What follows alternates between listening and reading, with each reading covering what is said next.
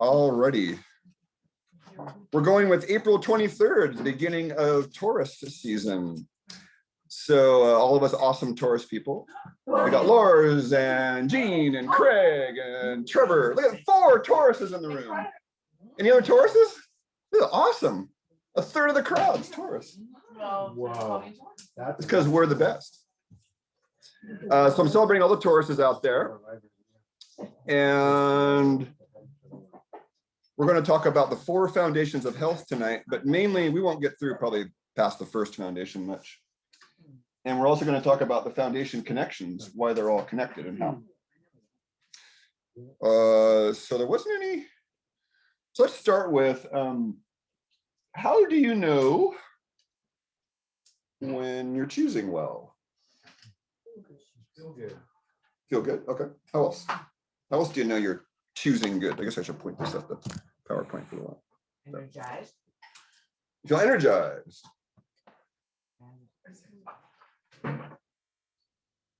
Doing what Craig said. Yeah. There's one word that I think you know you're choosing well. It's a reflection of how we feel. Confident. Confidence, good. It's not the most correct answer though. Remember those multiple choice we were talking about last week? The multiple choice, there's 4 correct answers, but you got to get the one that's most correct. God, I hated that in college. You didn't get the most correct answer, but I got half right. How about alignment? Alignment. You could feel aligned, but what does alignment bring us? Like Homeostasis. Peace. Balance. Calm. peace, calm. Confidence. What do you want your windows to be? Clean. Clear. Clarity. Clarity, yeah. Is that You're it? clear. Okay. Yeah. Clear. So the byproduct is clarity. Lucidity. Lucidity. Oh, that's even better. Lucid clarity. How's that? Sounds good. Ah. So the byproduct is ease, right? Peace, ease, satisfaction, contentment. Although, you know, it's short-lived. Generally, a lot of us in this room, especially, you know, you get peace and contentment, and then you move on to the next goal, right? Right. You know, it's like, okay, I had 5 seconds of peace now. What's the next thing I got to work on? You know. And then in the group, we talk a lot about, and Monica has to stay out of this, and maybe Jean too, she's heard it a bunch. But so we have this conversation about clarity and discernment versus judgment. And let's start with what organ in our body, that's why you can't answer, what organ in our body is responsible for discernment? Via the fire element, because fire makes everything clear, doesn't it? Because it's light. And lack of fire makes everything not. You can't answer either. You probably know. We got a couple. Anybody want to try? What's the organ in our body that's associated with the fire element? There's a couple actually in Chinese medicine. It's actually 4. Lung. Well, indirectly. Heart. Heart. Heart. There you go. Heart and circulation. Which would you say? Heart protector. Yeah, ties in with circulation. Circulation sex is one name for the meridian, right? Circulation sex. Why would they call the heart protector circulation sex in Chinese medicine? Why would they do that? SEX. Sex. Yeah.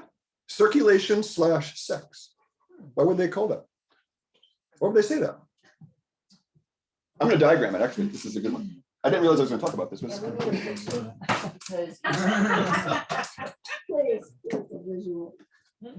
Yeah, I'm like SCCT. Should I draw I won't draw a penis and a vagina. I'll draw the male and the female little. Sounds like we're talking about libido. Circulation sex. So here's your clue. Here's your clue. The bottom there is the genitals. The brain, the genitals, and the heart. There's your clue. So why is the heart protector called circulation sex? Because you don't have any sex if you don't have circulation. Yes, yeah. But what happens to us when we when we're like this all the time? Contracted. Yeah. So then not flowing. Are we open to others or closed when we're contracted? So is our sex organs going to work really well when we're all contracted? That's why they call it circulation sex, because the heart is the bridge between the mind and the pelvis. The heart is the bridge. So if the bridge is blocked, there's no connection between the mind and the pelvis. Heart is stone cold. And I gave you guys an example. I'm just going to briefly mention it again. I had this client / office manager years ago, and never once had an orgasm. And we did some sexual therapy. I said, hey, I can help you, but it could get intimate, and what she needed to learn was to be able to say no to a man and still have the man love her. First 2 times she had sex, it was on MDMA induced, and she was basically date raped. So I told her, your maiden never got to come out because your maiden was suppressed with the medication and the forceful, whatever. And so in iridology, she had calcification around the chest. Some women get the fibrotic breast. She had the beginnings as a 35-year-old, fibrotic breast beginning at 35. And her whole heart was just locked up in the iris. That's why I love doing the iris work. And so then I said to her, so we did some Om. Everybody did the Om practice? Everybody did the orgasmic meditation practice? One time. Santa Cruz. Okay, you're familiar. So we did that. And I literally watched her vagina go through all the gyrations of orgasm, but she didn't have an orgasm. And I said, so what's going on? Did you do a check-in after the 15-minute, stroking meditation? So I checked in with her. I go, so while your vagina's going through orgasms, what are you thinking upstairs? And she goes, I'm thinking about whether I smell or just data. It's all data. It's like thinking, addicted to thinking. And I go, do you feel anything what's going on downstairs? She goes, I feel it, and it feels good, but it's not orgasmic at all. And there was your circulation sex heart protector problem right there. She had learned to protect herself, to armor from all the threats. And all the men she had did, she was going out and doing coke and partying probably once or twice a week. Wow. And that's what's my first question to her as I got to know her was, what is there to celebrate twice a week? Because a party to me means fiesta, something to celebrate. And that got her to stop going out. And then I got to a point where she needed to have a boundary, because there was one point where I was almost naked, she was almost naked, and she said, no, we can't go any further. And I said, now you need to look into my eyes and see that I still love you. Because every man she'd said no to had ditched her. And she had an orgasm with the next boyfriend. So that's the good news, is she got that message that I'm still loved. I can say no, and then her heart opened up to the next guy. Just a wonderful story. Wonderful story. And that's why I love being in practice, is we have an orgasmic woman walking the planet now. And as Nicole Daydon, who founded the orgasmic meditation, said, the world will change when women become more turned on. Couldn't agree more. The world will change when women are more turned on. And that was my small part with her, with this woman. So I thought that was very insightful. Circulation sex. I mulled over that for probably 10 years, Johnny. Circulation. How's that connected with the heart? What the? And then I had that client, and I was like, oh, I got it. So an overly protected heart blocks your ability to feel your pelvis and embody. Okay, so that was back. That was a long digression there. Oh yeah, we're back to the fire element, judgment and discernment. So we still haven't gotten the organ right. We've talked about the heart protector meridian, pericardium, and the heart, but there's another meridian, organ system, that's responsible for this discernment thing. You can't answer. Because he knows, he's have to think about it. It has to do with digestion. Hint, hint. Something that sorts out the pure from the impure. It's good. It separates the pure from the impure. That's Ted Kapchuk. Oh, right, yeah. I believe that's what I think he coined the term, right? Isn't that the liver? Nope. I mean, the liver does do that, but I see kidneys very first Kidneys? thing. no, No, it's not kidneys, sorry. no. The pure from the impure. That's the stomach. You were Well, talking about it the I other know, day. the next stop below the stomach, hint, hint, Small Gallbladder? intestine. small intestine. Mm. So the stomach absorbs the sun essence of the food. The stomach absorbs the finest essence of the food. And that's why I have everybody checking in an hour after you eat. If you don't have more energy an hour after you eat, you didn't get in that fine essence. Could it be because your stomach's not working? Or because the food was dead? We don't know. And then the small intestine takes what's left after the sun essence has been extracted and separates the pure from the impure. Remember Jesus in the Bible separating the weeds from the chaff? It's the same idea. Yeah. So small intestine is part of the fire element because it discerns, I need to take this in and absorb this and toss this down to the colon. So what's the large intestine then? How will be a metaphor for the large intestine? So the sun essence in the stomach, the pure from the impure, the discernment in the small intestine. Large intestine is what? Garbage man, trash collector, yeah. Cesspool. Cesspool, sewage treatment plant. Sewage treatment plant. Sewage treatment plant seems to work best. Or treatment plant. Yeah, treatment plant. Microbiome. Microbiome, there's more bugs in the large intestine than the small intestine, certainly. The most bugs in the body are in the large intestine, the second most is in the small intestine. The stomach doesn't have very many actually, because it's, you get that big load of acid in there and then. But don't try and rid yourself of H. pylori either. Because if you try and eradicate all the H. pylori, then you end up with autoimmune problems. So funny enough, it has a place in the ecology, the H. pylori does, the Heliobacter pylori. And those of us who have tried to eradicate it have seen our clients go into autoimmune afterwards. Fuck. And same thing with you eliminate all the parasites in your body, more likely to go into autoimmune. So why does that happen?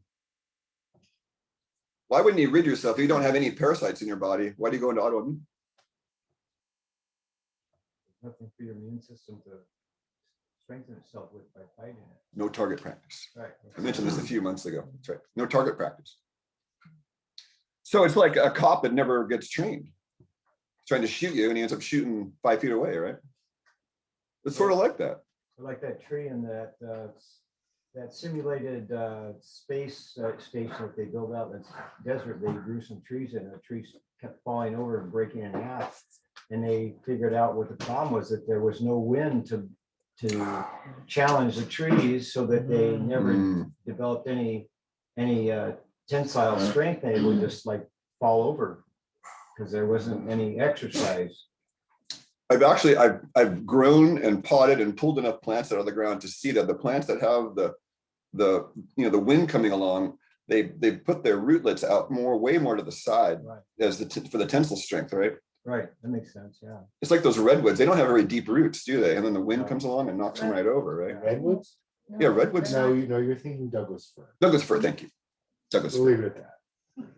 There's one of those trees that they don't have very deep roots. But redwood roots intergrow. They Right. There needs to be Douglas fir. several They of them, intergrow. They enter. And Wow. they help each other stand up when they're interviewing. Wow. But the fir, they don't intergrow and then They do not. the wind knocks them over. Okay. Thanks, James, for the clarity. No, I'm here to learn too, hopefully. I just had to stop you with that one. Thank you. I appreciate You did it. Douglas fir. Yeah, I appreciate it actually. But you asked about large intestine. So large intestine, sewage treatment plant, garbage collector. Also, it's like it goes with lungs, right? Because of the fog gland. So it's also to take in and put out. So the ideal situation in the body and in the emotion is you have fluid, you take in and you let go. So you get mad at someone, 10 seconds later, it's gone because you've processed it. You have a bowel movement, comes in right after the meal or in the morning. That's ideal. Because your stomach, people don't understand this, but the stomach is right underneath the large intestine. It goes across and the transverse colon goes right here. And so when the stomach gets full, it pushes against the transverse colon and therefore it causes pressure to cause the bowel movement after you eat. Oh, that's interesting. Wow. Thank you. That's how it works. Because there's a pressure change, right? You've got two balloons and one balloon's getting real big, right? It's causing the other balloon to go over here, which causes the airflow to push the bowel out. Ideally. How many people have a bowel movement after meals? Yeah, all right. One. Intermittently, yeah, me intermittently too. But it only pushes on the transverse colon, and that's enough. Because it's the transverse, but it's sitting beneath, right? The colon's kind of on top and the stomach's kind of just underneath it, right up in here. Or the colon is the transverse colon, Yeah. because it's not the ascending or descending. Well, the ascending's here. The Right, descending so- and the stomach are both on the left. So the stomach's one on the left, so it's the descending? No, it's just, Or it's one transverse? long tube, right? So if you push on that one end of the tube, then the air has to go somewhere and it wants to go out the rectum, which pushes the fecal matter out. And Trevor just saying that he thinks it's on the descending colon, and I was guessing that the transverse colon, but Well, they're connected. I know they're connected. I'm just wondering exactly what it's pushing against more precisely. I'll just draw it. Probably be easier for a diagram. And in my hideous drawing, don't yell at me for my hideous drawing. We'll use discernment. We just laugh. Okay. That's So there's stomach and there's large intestine. So this is the way it is. There's this side across. So the stomach gets full and it pushes on this right here. And then the air goes, see, descending colon, sigmoid colon, and then there's the pooper. So see, it pushes the air that way. So the air goes and out. Ideally, shoves it right out. Hold it. Yeah, we'll get to it. So I'm already in a large digression. I'm trying to get my way back to the chooser. Okay, chooser. So you want to be clear and you want to have discernment, right? Because you don't want to be making your decisions on food and your self-care based on self-judgment, do you? No. You want ideally discernment, which is clarity. Judgment is what I had. I had this out of control sergeant. And I was telling Trevor earlier, it was like, it was a part of me, but on my committee, it was a brutal, you fucking idiot. Why didn't you do that right? I would literally hear that voice up until I was about 30, 35. And I did some serious work and it's gone now, but it's my father. It's my father's voice. We've all got some version of it, So that's not a clear decision-making process, is it? With a guy in the background going, you fucking idiot, right? That's not discernment, that's for sure. But it gives me compassion for a lot of people that still have that. Because there's a gold to that. What's the gold to that character that pushes and judges? There's gold and there's shadow. What's the gold? Get a lot done. That's right. What's another gold? Persistence is another gold. Persistence. Resilience, another gold, this character. But mainly getting shit done. Because I don't need a drill sergeant. I got one in here. Like I literally I'll get a message at least once a week. Get your ass in the water and go surf. And if I don't do it, then I just get OCD all day. Why aren't you in the water? Should be in the water. Craig, why are you in the water? Craig, get in the water. Like literally every 5 seconds, get in the water. And then I say I'm gonna get in the water, and then the voice goes away. So I don't get away with anything. If the plants want me to feed them, Craig, feed us. Craig. Every 2 seconds, Craig, feed me. Then I say, okay, I'm gonna feed you, and then it goes away. Oh yeah, today we had a squirrel attack. Squirrel was daring to eat our loquats. So we got a fruit eating squirrel in our yard. Guess what? We're gonna get the guns out. I did a rock today. It was a rock today. I'm trying to scare it away, just get out. Speaking of persistence. Yeah, they're on the persistence side. They're very persistent. Uh-huh. So the shadow then is what? How do you feel when you're judged? Contracted, depressed, sad. I get angry. I get angry when I get judged. Shame and guilt, absolutely. So we don't want to toss this character out. We just want to ask it, what do you really need? That's what I was telling Trevor. Like, I just got this point. He's like, what is it you really need? Because you're a part of me. You're saying what an idiot, but you're a part of me. So you're an idiot too. Right? I mean, the voice is a part of us. So, well, you're an idiot too. So, and then it's, you know what I need? I just need love. I need you to love me like a child. Oh, okay. I can do that. When I'm lucid. Are we lucid all the time? No. It'd be great to be lucid all the time. Ajashanti has a saying, as we ask him, like, are you lucid all the time? He's like, He's like, yeah, the string's pretty much unbroken, is the way he phrases it. He goes, I can see the stress arising. And he told this story about being on the, I've never been out there, but you ever been in the across Nevada where it's just straight for Yes. hundreds of miles? Yes, multiple Yeah. times. I got stuck there with no gas almost. With person. He was on one of those like Gotta have gas there. Yamaha, Kawasaki, like, you know, what's the one of their bigger bikes? Like 1500, 2000, or what? 900. He has a wife on the back, and he's on one of those roads in the desert, and he says he could see this deer off in the distance in the middle of bumfuck nowhere in Nevada, and it's farting around over here. He doesn't know what it's doing, but he could see it in the distance, and he gets this hit. That deer is going to cross my path and force me to stop.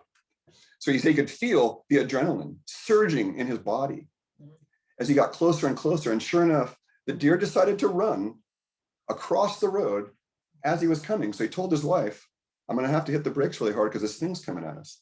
He hit the brakes and the thing just went right in front of him. And he would have hit it. But he said, I didn't fall into the trigger, but I could still feel the stress.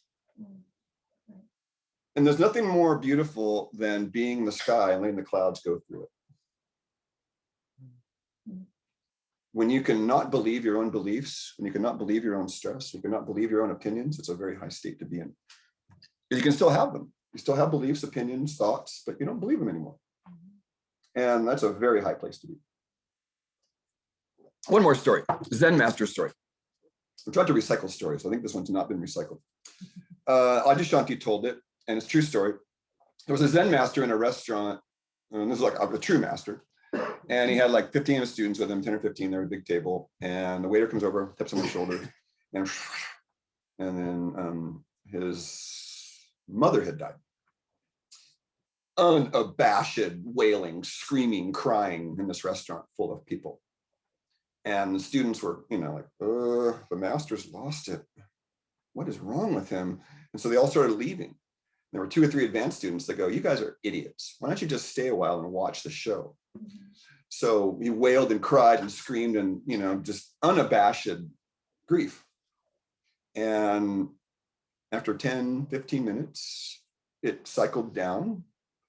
He gathered himself up, paid the waiter, and was cheerful and drove home cheerful. And that's fluid. That's fluidity. He was able to fully get it out. He wasn't judging himself, because usually we judge, oh, I shouldn't cry. What are they going to think of me?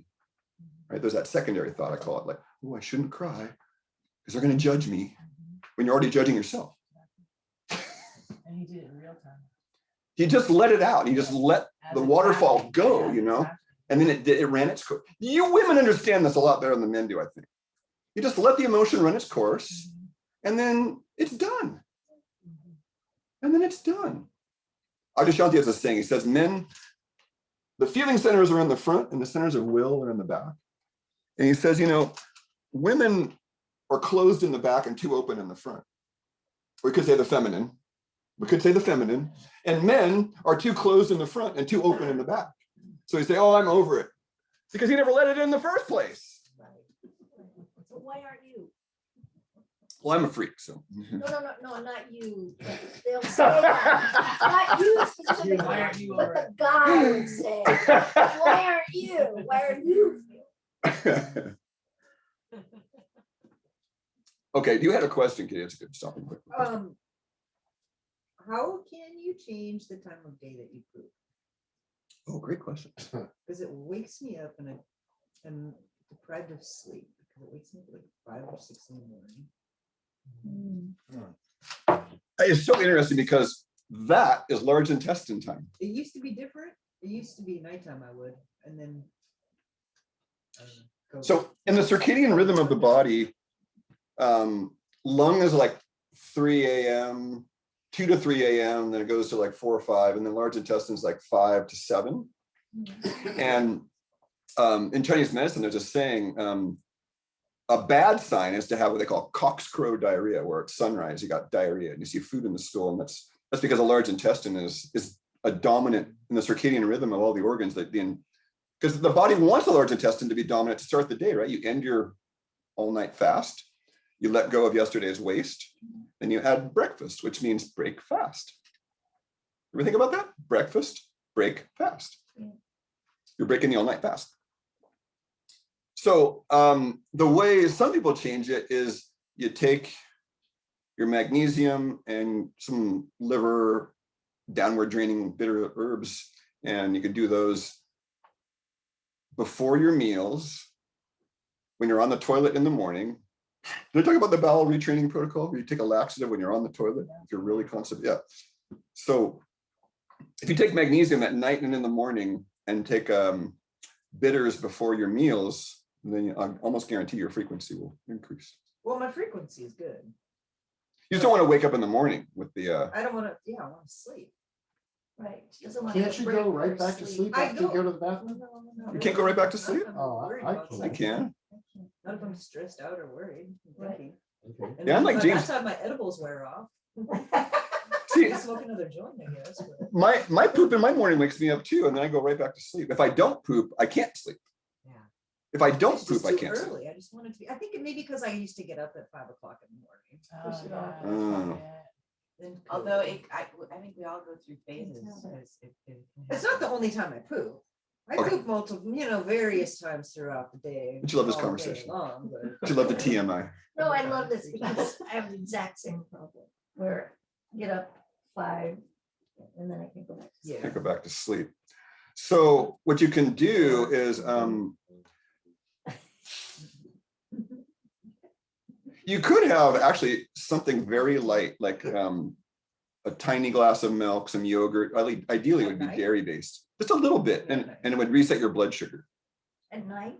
No, when you get up to poop in the morning, Oh. you can literally just go have a little, like this much yogurt, So I raw have milk. Goat's milk.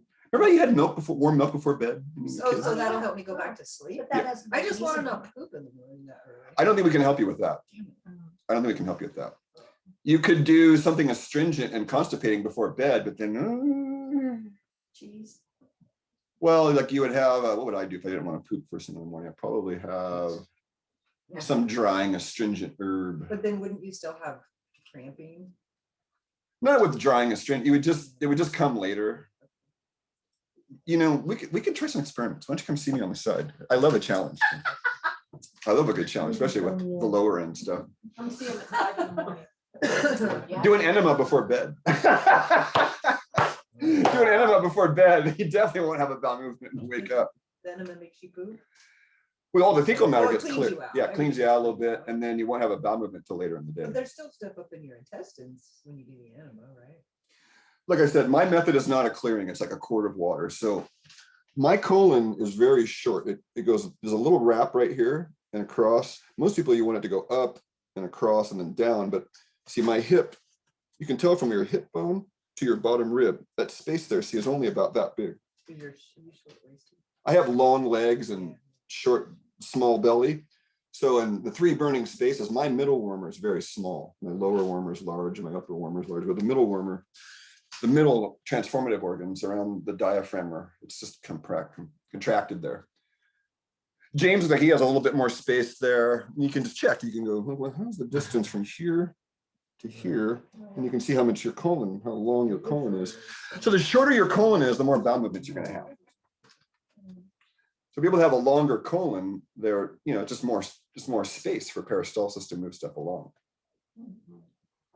And I've seen enough Bernard Jensen x-rays of colons to know that we're all different. There is no set, usual prototype colon. It doesn't exist. We're all different. Thank God for that. But there are common patterns. So I just have to throw in one aspect would be go to bed earlier to see if at least it doesn't interrupt your sleep for a while and Yeah, shift if you I get shift. more sleep.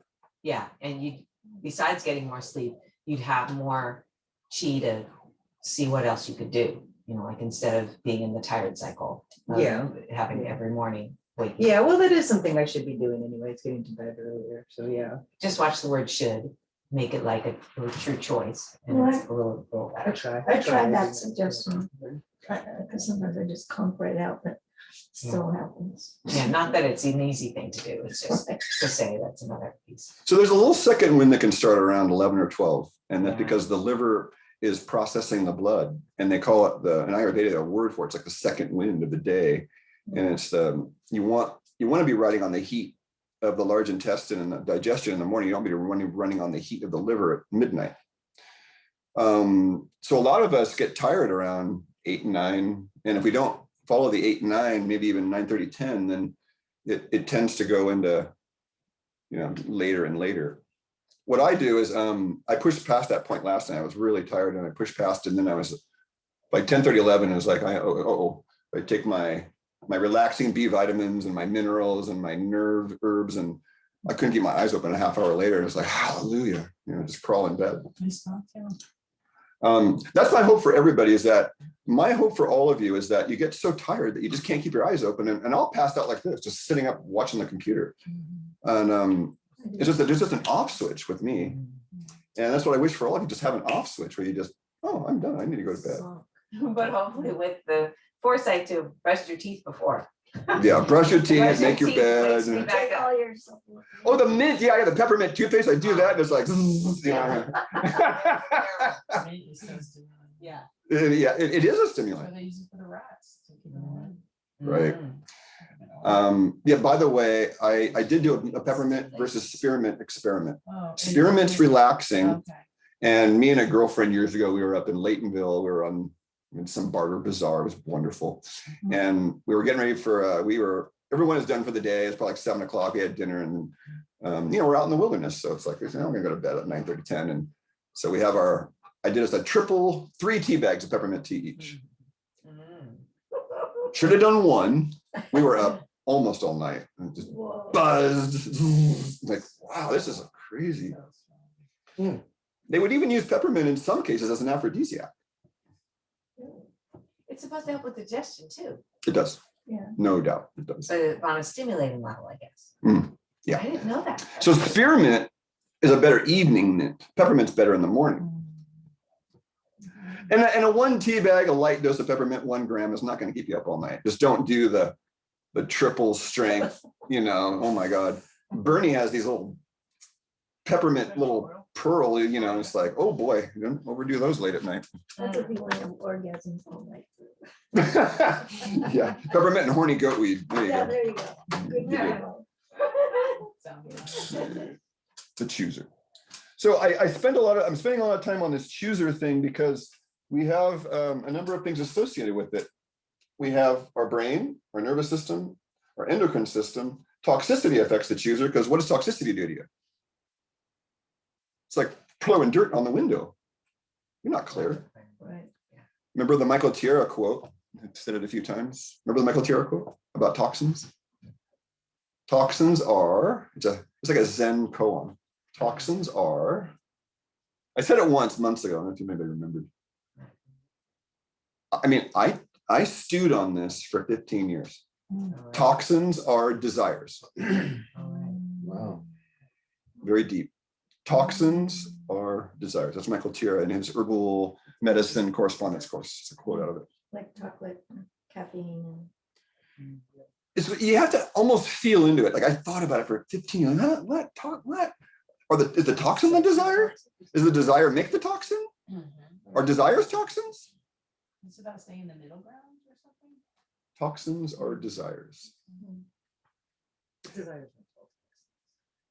So it's that discernment. You can have a desire, but if you're always acting on the same desire, then you're not choosing anymore, as one girlfriend put it to me. She challenged my weed smoking a lot, this girlfriend. So she got me down to once a week because she's like, she'd see me like getting stuff ready. She's like, how many nights in a row you've done that weed now? I'm like, 7. She's like, you're not choosing. You're in a habit. Kick my ass repeatedly. That was Noelle. Thank you, Noelle. I'll thank her to my grave for her just kicking my ass and making me better. So we want to choose, right? So if we're in a habit, it's time to check in. Like, am I actually choosing? Or am I just doing the same thing again? They said the same that spirituality, you get like a groove in a record, and the more you do the habit, the deeper the groove in the record goes. And I call it, you dig your hole a little deeper, then someone else has to throw you the rope down a little more. Dig that hole deep enough, you can't get out. That's called cancer. That's called arthritis, heart disease, whatever debilitating degenerative spiral we're in. But you can get out. That's not, it's just a lot harder. You can still get out.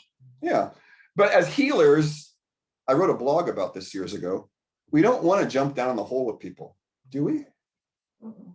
We want to throw them a rope and pull them up where we are. Right. But I used to do that. Metaphorically, I would jump down the hole with people and look around like, oh, this is fascinating. Look at this over here. And what do you got going on over there? Wow. I call it densification. I'm densifying myself into the world of duality with this person down in their hole. But it doesn't serve the healer at all because you end up taking on their shit. I don't know how many low back pains I've gotten and how many digestive problems I've gotten, how many headaches I've gotten because it was someone else's and they couldn't process it. So guess what? Craig processes it and their surrogate digester. Like when the shaman sucks out the black thing on the guy's gut and then turns purple and passes out for 3 days. Same idea. They're just more conscious about it. I'm not good enough yet to be conscious of the whole process, which is okay. So in this toxic stress cycle, we started talking about it in class, we get caught in this cycle where the chooser is so broken. If your chooser is broken, then your blood sugar is affected and your digestion is affected. And if you're not choosing the right thing, then you're giving your third foundation, your second foundation, maybe too much food because you're overeating. And then maybe you can't detox, transform, and decongest. And then, so the chooser affects all four foundations. That's my point. That's why you start there. Because if you don't choose right, you don't eat enough or eat too much, then you have the wrong blood sugar, your digestion goes off, and then you can't break down all the waste, and you can't get the waste out of the body. This is like putting the waste in the house into small garbage cans in the kitchen, and this is like putting it out on the street for the garbage man to come. Foundation 4 is like the garbage man coming and taking everything away. This is like the small garbage cans, around the house, in the sense of the cell. The waste goes from the cell to the lymph node, and then maybe out. The sweat, the breath. Where do we let go? I have a little thing. Where do we take in and where do we let go? What do we take in? What do we let go? So where do we let go? We breathe stuff out. We sweat stuff out. We spit stuff out. Yeah. Piss stuff out. We Piss. piss stuff out. Poop stuff out. Sneeze stuff out. Sneeze. Yeah, sneeze stuff out. Other secretions. You could have ear stuff come out, I guess. Whack. Excretion. Right. Excretion. I like that. But respiration. Get rid of the emotions of Crying. Oh yeah, tear duct gets stuff out. You can measure the chemicals in the tears, if they're happy tears or sad Really? tears or angry tears. Interesting. Yeah, Is it the Oh. salt Different. saline content? but not just that, but other Huh. Other aspects. stuff too? Yeah. Fascinating. Learn something new every day. I didn't. I had no idea. yeah. Anybody else know that? I don't remember The what The it tears is. change? Yeah, Makes tears- sense. It makes tears- Makes sense. sense. I never knew that. Oh, that's fascinating. Mhm. Domino effect. Yeah, right. So then the question that I came up with 10 years ago was, what are all the things we take in? So we take in through our eyes, Right. we take in emotions, take in through our ears, All our senses, Skin. smell, All through smell, skin. nose, taste. taste, smell, skin, touch. That's 6 things now. What else do we take in? Yeah, all the 5 senses, right? What else? Emotions, 6. Emotions. Thoughts, 7. How about heart energy? Sure, heart energy. Frequencies, like All the frequencies, you like take in it's some spiritual. frequencies. Yeah. Right on. What else we take in? What else do we take in? Vibrations. Frequencies, vibrations, yes. Take in the sun. Yeah. And the moon? Yeah, right. Elements. If we're Smog. if we're smog, if we're really going for it, we might do a fecal transplant. So we'll take in someone else's poop. Not to mention inspiration. You get inspired by who knows what and where. We and take all in the- inspiration. Yeah, That's why I asked the question, because there's all these unique ways we take stuff in. yeah. We take in inspiration is like food for me. Like I read books and watch movies and whatnot for that food. Right. Me too. And I hang out with you guys for the same reason, because you're all inspiring in your own way. Each and every one of you. And so we feed each other to be better by that inspiration. Right? Inspire. What's the root of that word? Inspire. Spire, like the castle. Spire's like the half at the top. No, aspire is spirit. It's a spirit. Spirit, in Yeah. spirit. Oh, there's two ways to- Ah, And that's why- inspire, in spirit. So That's why taking the first inhalation is also inspiration for a. Oh, the- inspire. Steiner said that there's no soul in the fetus, that the soul enters with the first breath. The soul is around the fetus. So your baby coming, the soul is Fascinating. visiting, the soul is coming around and doing all kinds of things, but not in the body because It'll be too boring. for him to hang out Mhm. there. could be, that's an interesting idea, but Huh. we are like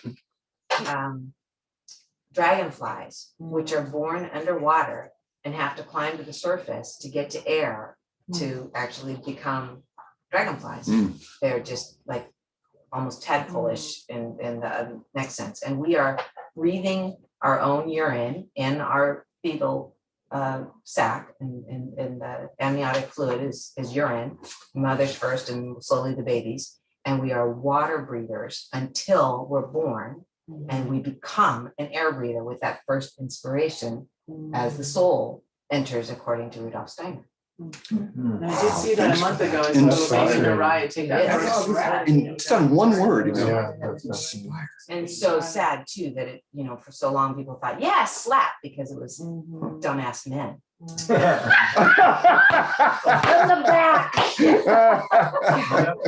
And then they Oh were my God. even worse, like, let's do it in a hospital with like blaring lights and sounds And poking and prodding. Yeah. and then rip them away from the mother, no breast. Put you him know. down the hall. Yeah, like, take on him this down the next hall into floor. our- Don't forget to circumcise the Give him men. some shots. Oh, Circumcise the men. Men, go take that Oh, off. yeah. Yeah. Circumcise them. Circumcise the Oh, my men. God. Think about Babies are traumatizing born- every male on the planet, Oh, you know. God. Babies are born with beautiful, amazing emollients all over their skin, and they scrub it off. What? Nurses sometimes scrape it off and keep it because it's so healing. Oh my God. But they take it off of the babies. Why don't they leave it on the baby? Because the stupid ass It's not idea is sterile. dirty. Yes. Sterilization. But it It's is not sterile. It is sterile. It's the problem. Yeah. It's like urine is sterile Now- until it's exposed to the elements long enough. So it's just- Protection. Huh. Yeah. Wow. What's it called again? Did you learn when you just did it? I know the name, but it's Man, I know the name too, but I can't recall. it's so Like close. animals lick it off their Right. cubs and kids Yeah, and stuff, yeah, and it Yeah. comes off over time, but it's really healthy. And if it's bloody, it's still, the blood will wash away because it's so thick. Oh God, the word's right. Something The X. placenta. It's not Something placenta. X. It's, Yeah, It's something X. Ix, that sounds right too. yeah. He's gonna have the experience in about a month I here. know. In England, in the hospital with Oshin, they told us not to bathe him for at least a month. Just let that be. Right. Oh, really? That's Right it. on. Better not to do it for a while. Right on. Yeah, I like that. yeah. Great. Yeah, you had a good hospital, doctor, whatnot. I think they do. I think they do more like research and it's more ahead. Basically. Wow. And what? It's not for profit medicine. It's all More government. It's, natural. Oh, it's not for profit, man. It's all Social- socialized. The real Socialized. non-for-profit medicine. Not the other one. Okay, so then back to, Oh, that sounds right. Vernix. Vernix, Yeah. Vernix sounds right. Something That's like that. really close, at least. V for sure, it begins with a V. you can Google it later. Yeah. Or Google it now. I have another word that's part of this then, since we brought up inspiration. So what's the root? I better not let Monica answer this one because she's already gonna know. What's the root of the word enthusiasm? Enthusiasm, one of my favorite words. I love it. You see, you're smiling, you already know the answer. Enthusiasm, what's the Latin root of that word? Enthusiasm. What? Wow. I've been accused of this so much. Enthusiasm, the root is en theos, in God. So when you're enthused about something, it's God moving through you, yeah, pulling you into what the divine wants you to do. Right. And that's when you get lost in something, that's enthusiasm. You're just lost in the moment. Like when you're channeling art. channeling art, channeling music. I'm a writer, so if I get into writing enough, I just lose myself. Enthusiasm and theos. So on the Abraham Hicks, they have this an emotional scale. At the top of the emotional scale is enthusiasm. At the bottom is what? What's the lowest energetic state we can be in? Fear. Shame, fear, disempowerment. Disempowerment. So can you get from disempowerment to enthusiasm? Yes, yes, you can. Not usually in one step. No. It's Not suggesting you have usually. to go up step by step. So from shame, fear, and disempowerment, what is reachable for each of us? What's reachable from that state? Anger. Did you hear that? Anger is reachable from those lowered states. Do you want to hang out in anger? No. But anger has a lot more power in it than disempowerment, doesn't it? Yeah. A lot more power in anger than complete disempowerment, right? So you jump to anger and then jump to the next one, which is, to me, is hopefulness. Okay, I'm kind of angry, but I can have hope that I'm going to leave this anger behind and move on to this next place. I have the document, it's called Climbing the Emotional Scale, and it shows you like each step that you're at, what's reachable. Because you can't shoot for joy when you're at the bottom of the barrel. You generally isn't going to happen if you're honest with yourself. When I'm in shame, disempowerment, and fear, I'm just like, oh, okay, I want to be joyful, but it seems like on another planet. So that I can jump over here and get really pissed off. Yeah. But then I don't want to stay there. Yeah, I have to jump in on the grief side there. Again, the Okay. yin yang of grief is so important because joy and grief have to be in balance. So especially if you feel terrible, you have to stay with feeling. You have to allow the feeling completely in order to allow the joy again. And if you don't allow yourself full grieving, you automatically shrink the amount of joy that you can have to match the amount of grief you're willing to have. So it's really, really important to accept grieving. And the easiest ways to grieve, and this is super important for us to be talking about with all of our needs to grieve these days, with so many people we love doing things that scare us, show us that they're in trouble and don't know it and blaming us, and all the grief that we can feel. Having any other living being witness you in your grief and not try to talk you out of it at all, not try to cheer you up, just simply say, yes, please do me the favor of crying. Just cry. Please feel as much as you can. If we can do that for each other, it can't stay. Crying moves it. And you get afraid we're going to cry forever. It can't happen. You can fake crying for a long time. You can do that. But what the hell would you do that for? It's just like, we just have to get in touch with that and talk about it with each other. We are probably going to need to encourage each other to do this a lot. And once you have felt it enough, you really, really get done. It's awesome. I just want to add in one thing, or that is it's not a requirement to have anybody else present. No, it's just faster and easier. And you can be an animal or a plant. Right. So Another being. I had an episode yesterday. I go and do yoga every day. I didn't do my yoga and practice in the morning yesterday, but I did it around 5 o'clock. And within 25 minutes of doing yoga, I got to a point between postures where I was with this, I don't feel good. This doesn't feel good. And then wailing tears for about 5-6 minutes. And hanging with it, because the mind comes in and like, well, I'll just distract myself over here. I don't want to feel this. Well, this is a more pleasant thought. I'll think about the waves tomorrow. No. I'm right back in here. And then it processed, like the Zen master, like processed, worked its way through. And there wasn't even a person or a thing associated with it. It was just the onslaught of, you guys, I hear a heartbreaking story, at least one a day. At least one heartbreaking story a day from what the medical monsters are doing out there. Maybe, but last week I had 15 or 20 last week, and it was just, and I didn't have time to process it. And then yesterday, finally, I was like, it's like sticky fly paper. One of my teachers calls it. It's like, if you don't do enough yoga, then it's like the stuff just sticks. And then like, and it happens to all of us. So like, can I share your thing? He went camping. Yeah, He went camping by himself. And doesn't it feel great? yeah. He's got the family, right? So it's like clearing out a little bit, right? Yeah, absolutely. I love solo camping.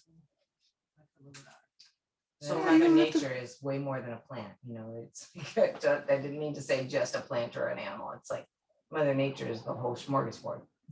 Environment. Yeah. Just pulls on us and helps us go through this. I'm not going to go much further because this feels like a really good place to just go a little deeper and then stop.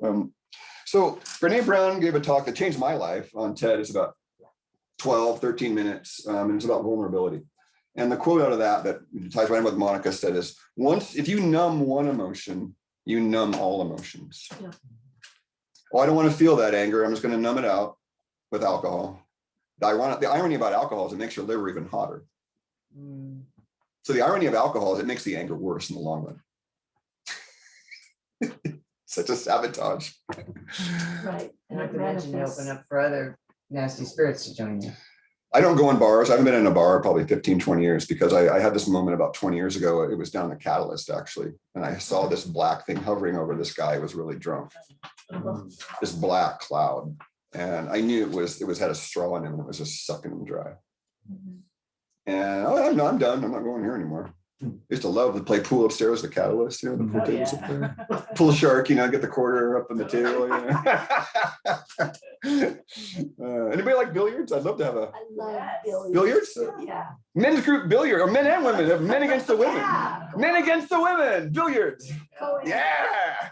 There's the one by Midtown Auto that's open Yeah. on Yeah. Capitol and I'm close to going 41st. Let's do that. Let's do that. That's right. Oh, Yeah, yeah. let's You can do rent it. tables there, right? Fast Eddie's. Next to Dartmouth, Yeah, yes, thank you. Yeah, you can rent tables there, can't you? Yeah. Yeah, let's rent a table. No, Pool that's- tournament. That's quite an unusual scene. Yeah. Let's Pool go. competition. Really good. Yeah, right, but they probably still do. All right, we're on that. Now we're on the old 90s places. Okay, but so we've got the vulnerability, block one emotion, all emotions. So the reason why I spent time on this is if we don't choose well, then we're affecting the other systems in the body, and then we're affecting our blood sugar. And look what the blood sugar is affecting, Liver, pancreas, and adrenals. adrenals. And if your blood sugar goes haywire enough, you'll go right to sleep at night, and you'll wake up 3 or 4 hours later, and you can't go back to sleep. Right. That's a classic reactive hypoglycemia thing. And I'll diagram that for you. Really? Reactive hypoglycemia. There's 2 types of insomnia. If you can't go to sleep, I guess that's the clinical pearl tonight. If you can't go to sleep, the generality is you need B vitamins and minerals. But if you can go If you can't to sleep, stay asleep, they need to work on your blood sugar. blood sugar, okay. So this is the way it works. James and I have been talking about frequencies a lot. So you want your blood sugar, this is sort of the zone you want your blood sugar in. And you kind of want it going like nice, smooth. So you want your blood sugar doing that. You eat a meal, it goes up, and then it goes back down before the next meal, and eat another meal, it goes up, goes back down for the next meal. So in reactive hypoglycemia, however,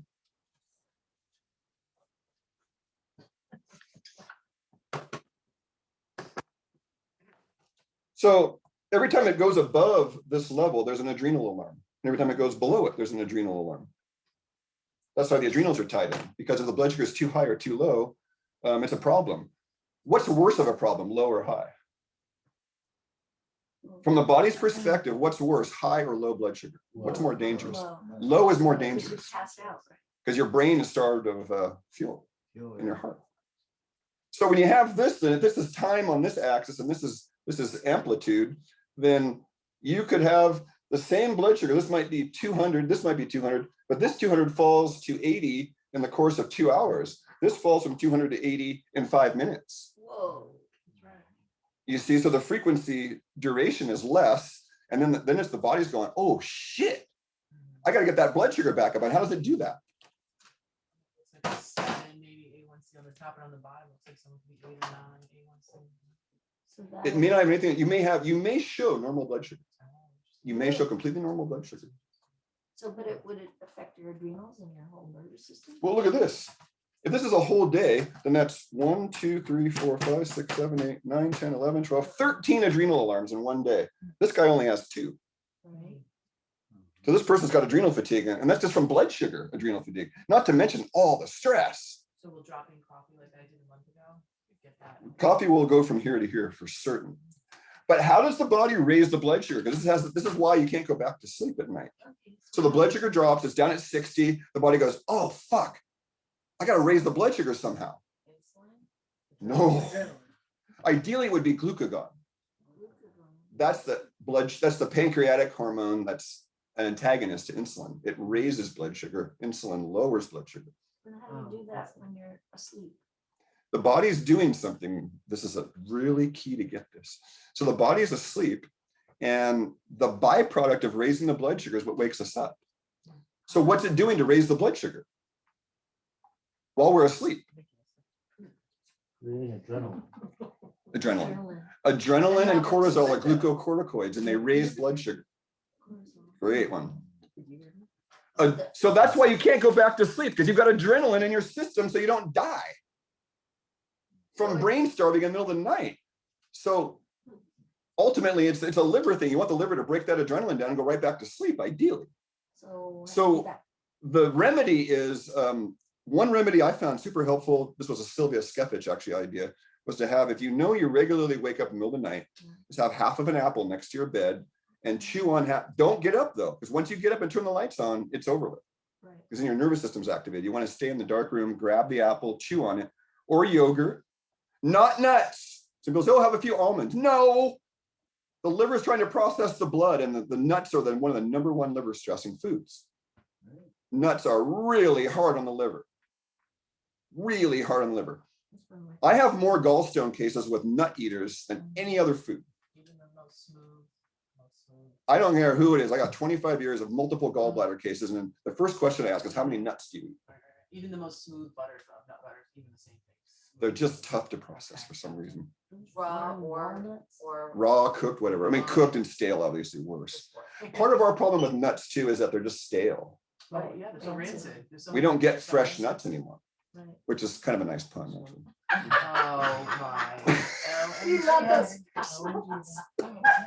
I like my nuts fresh. Yeah. Warm and fresh. I don't even know why I'm surprised. Why am I surprised?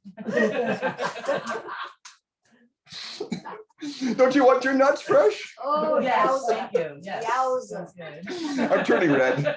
Yeah, I'm turning red now. I better stop. James, you got a question? I have fresh nuts. I have a question. Hey. My question was, can't you just make sure you have a healthy fat before you sleep, and it gives your brain something to feed on? And you sleep longer, Is that true? like coconut oil? So for a ketogenic type or a mixed type that can go into keto adaptation, yes, you could melt some butter in a glass or some coconut oil before bed, and it probably would help. Okay. But for a carb type, they're going to want to do dairy, probably a little bit of Okay, yogurt. no, So like thank you. Yeah. Warm milk. Yeah, warm milk for a carb type. You might make an argument that rice congee could also work, or an apple. So, so like goat milk, can you actually warm that?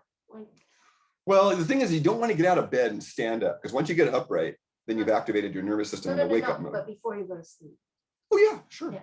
Okay. But there's no guarantee it's going to last more than 4 or 5 hours, though. Oh, That's why you want it like, okay, I go to bed at 10, I wake up at 2 or 3. Well, if you have it by your bedside, then you have it at 2 or 3, and you go back to sleep until 7. It's another 4 hours. okay, we'll try that. So I have to throw in one more thing. Wait, okay, James. No, you throw it in, I'll throw it in. There's a book. called Maybe you'll, Waking yeah, Up in maybe the you'll say Dark. it. Waking There's a up in the book called dark. Waking Up in the Dark that's amazing and explains that when people didn't have lights to keep them up, and even if they had candles, they still went to bed earlier, which meant that they would wake up and have a period of time in the middle of the night that they were awake, and that's when most babies were conceived and all kinds of good things happened. But the From fresh nuts. But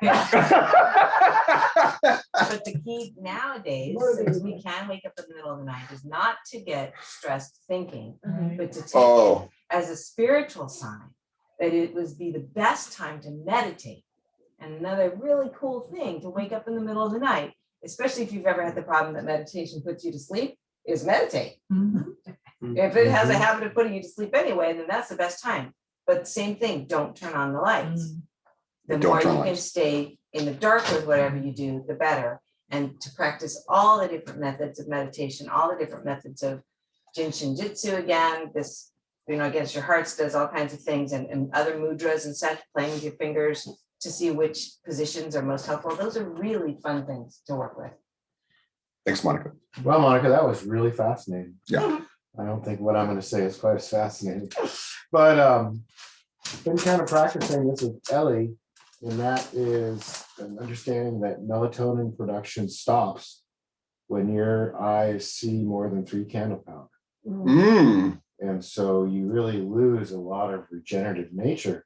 So you can reduce the electrical around you, the frequencies around you, and absolutely light. And I have really kind of trained Yes. myself to, even get up and go to the bathroom and not turn on any lights and not Right. check stuff.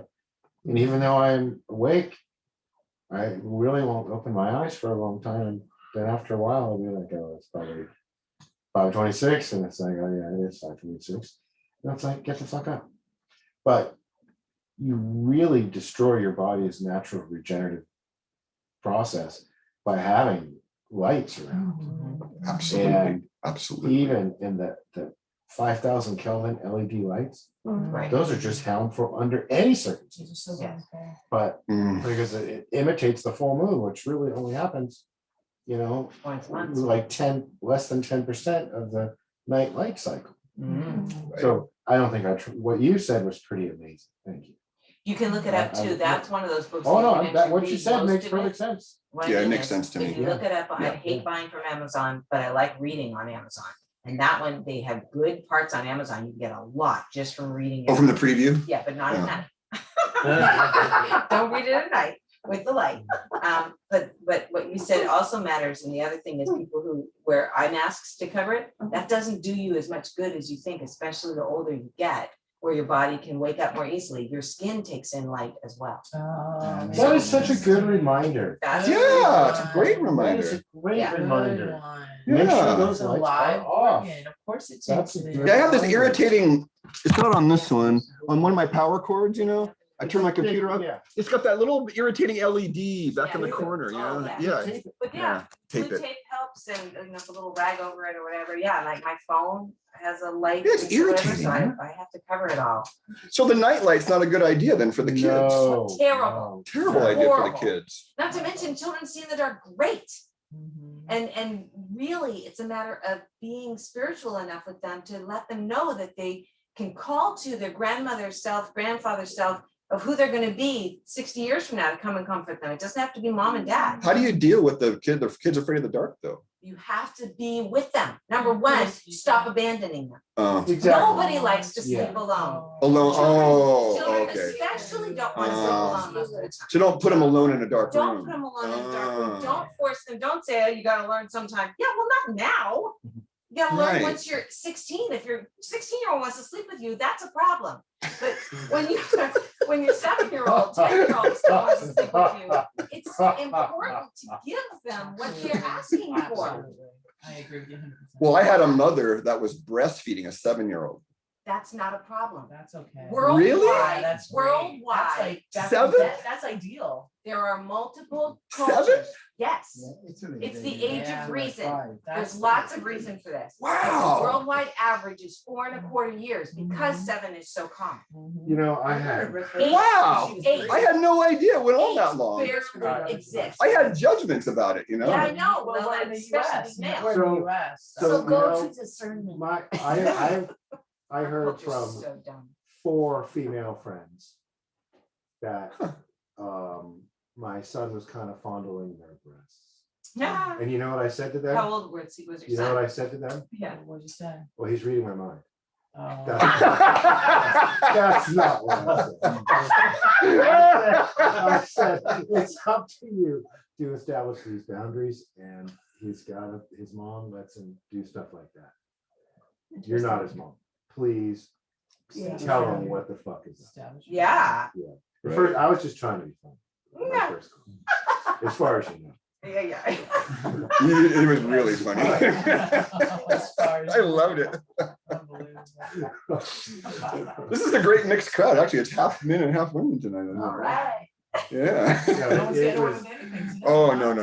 Again, My son was, it's like, I'm like, I saw him do that. I'm glad you talked to me. You need to talk to him. Because I'm not the middleman. because I'd be trying to negotiate with my ex-wife stuff, and just reaching in and playing with her boobs, and he's like 6 and 7 and 8, and I'm like, no, didn't really go past 7, but Right. I'm just like, where did you learn? I know where he learned this from. His mom. I can't blame him for being a little boy and checking boundaries or reading my mind. Well, his mom really liked it. Blame him for being a psychic little boy. It's like, geez. Well, the opposite is that when I had other women around me with 4-year-olds and 5-year-olds, they'd say, I know my son is overly sexual because he still reaches for my breast. I'm like, no. No, it's not a little- Please don't do that to your child. That's not a problem. The Mhm. child is seeking comfort. Let the child seek comfort. It's really amazing how many It's people. sexualizing a normal process. Yeah. Boys never start Yeah. doing it. Right, well, and that's You know what? Boys My love son boobs, was trying to okay? get a reaction out of me Boys love because I was boobs. trying Okay, is to there a boy in talk. this room that doesn't like boobs? I mean, hello. Well, except then Is you there a gotta know woman in how this many room boys that in this doesn't room like were breastfed. I wasn't So breastfed. much better So than do you know if you were breastfed? How long, do you know? Do you know? Most men don't. Do you know how long you were breastfed? If you were? I have a twin. And so it went on for like 15 months. That's pretty good. That's pretty good. And Trevor and 2.5 Jim? years. 2.5 years. 2.5 years? That's great. You don't Yeah. know? No, I think I was, but I don't. Yeah. I calling actually, me. I would have to confirm this. I'll talk to my mom, but we may have had a wet nurse too. Oh, really? Oh, that's a, No, I we- tried so hard to find a woman who No, would we trade wet actually- nursing. I found one.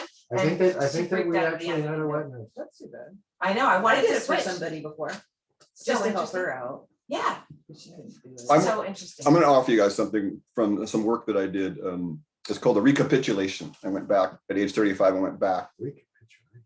It's from Carlos Castaneda. A recapitulation. You start wherever you are in your life and you work your way backwards to birth, and you Wow. process any unresolved emotions. So I, from birth to age 2 took me 3 to 5 years.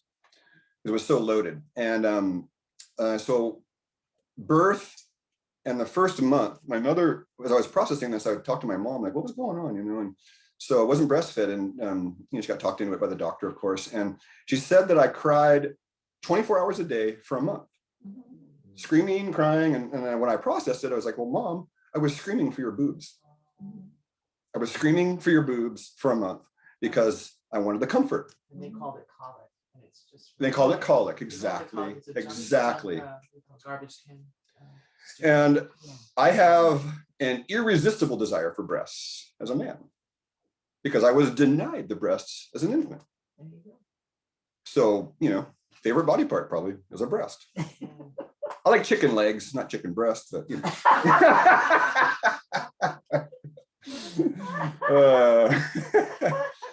So if you see man or a woman, especially maybe a child inappropriately reaching for a breast, you want to ask, well, were they breastfed at all?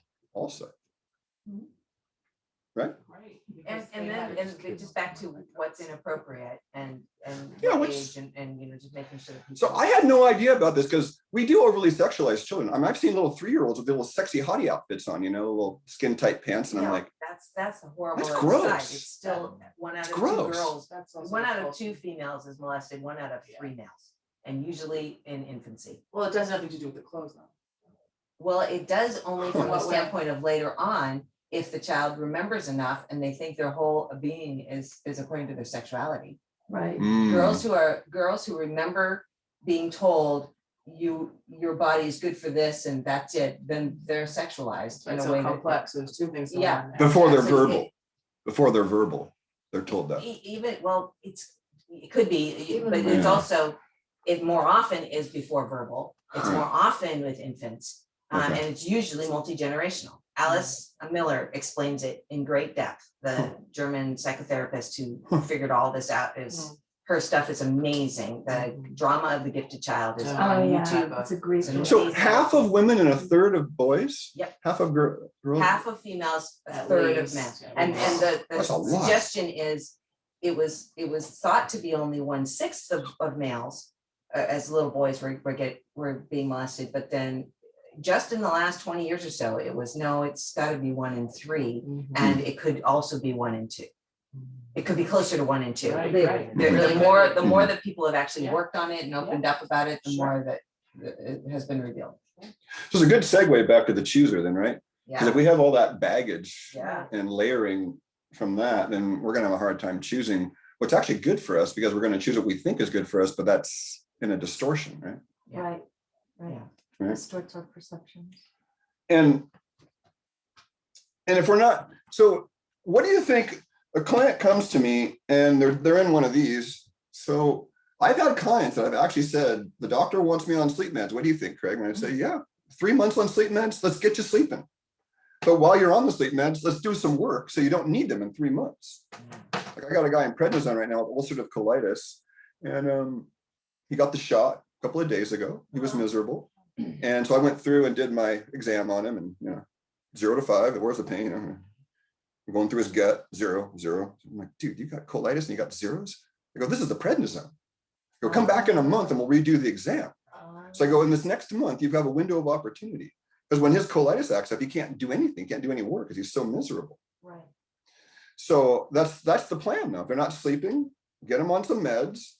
The other one's blood pressure. If your blood pressure is 220 over 150, you got to go on meds for a while because you're going to blow a gasket, That's what I've been. That's where your eyes could burst, your kidneys could burst, your anything on the periphery could just blow a gasket. And in iridology and sclerology, since we're going over that, you can tell in the whites of the eye that the person is going to burst a blood vessel because you'll see a line in the eye with a dot on the end. You'll see a red line in the white of the eye with a dot on the end, and that's called capillary fragility in sclerology. Capillary or fragile. Do the eye doctors even check for capillary? Of course they don't. But if you see that, this ulcerative colitis guy has 5 of them. And one of the main nutrients for colitis are bioflavonoids, which is the main remedy for this, is not vitamin C. The bioflavonoid part of the C complex is specific for this, because it was called vitamin P. What do you think vitamin P means? You just said this a couple weeks ago. That's right. I'm quizzing you guys. Vitamin P used to be called for bioflavonoids. Before. Riboflavin. Vitamin P is in pig. Anybody remember? Spleen? I don't know. You said He this. said it. I know you It's said the it. permeability factor, Oh, right. vitamin P. So it lowers the permeability of the gut. Bioflavonoids do. So vitamin C is connected with vitamin P. And this was like 1930 nomenclature, 1930s nomenclature, which when the nomenclature was correct, now we're all twisted and distorted with Orwellian twists of language. Yeah. Yeah. So there was a physician that wrote a book about ulcerative colitis in 1933. And he described a 3 to 5 year process that people have to go through. He went through the colon and the grief back in 33, and this guy didn't even study Chinese medicine. But the 2 main nutrients for the colitis patient are protein and bioflavonoids. Where do you get bioflavonoids? So like your dark berries, your citrus peels, Citrus peel, yeah, the white. but the best source, Royal Lee isolated the best source, that's buckwheat leaf juice. Buckwheat leaf juice. Cyruta is the Latin name. And so Standard Process has a product called Cyruta Plus. And when somebody has bleeding gums, I give them a few of those and the bleeding gums go away in a matter of a day. After citrus peels and before buckwheat juice, you mentioned Berries, berries. all your dark berries. Protein. Oh, thank you. Protein, yeah, protein. Thank you. Actually, I can do a screen share for the audience and look up my bioflavonoid spreadsheet.